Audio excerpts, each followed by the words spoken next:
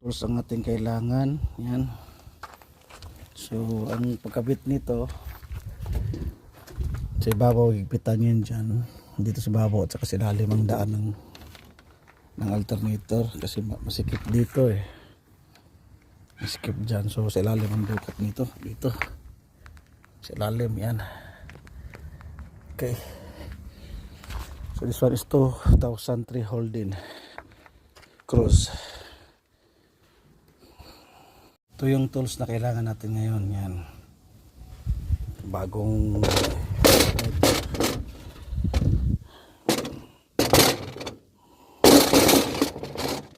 siya ay DXA 560. Ikabit yung alternator, kailangan tanggalin mo na yung negative or positive para hindi mag-spark sa ilalim.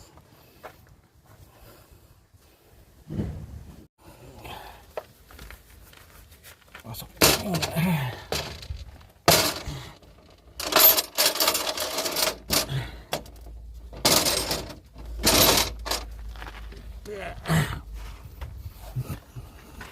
Medyo masikip dito.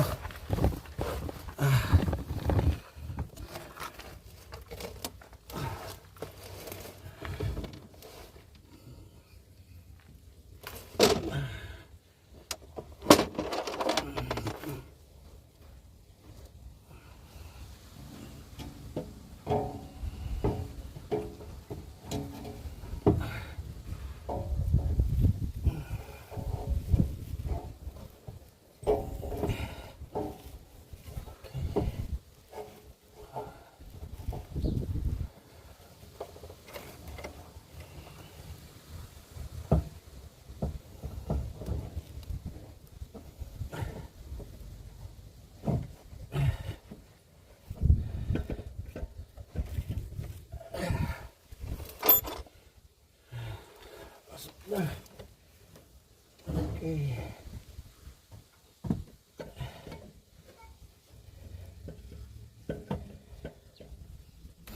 Ito na, nakabit na. Subukan na natin to. Paanda rin. Kailangan i-check nyo lahat kung mahigpit na ba yung mga tornilyo. Tapos nakabira na ba yung sa battery. Yun. Check nyo lahat yung mahigpit na ba yung belt. Okay. Try natin paanda rin.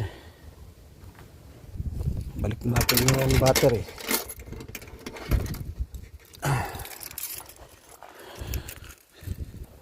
Kailangan tight na tight siya. Kailangan kasi gumagalaw. Okay. Check natin kung andar.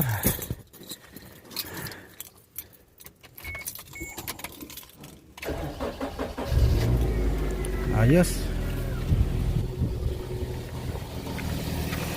Yun, ayos.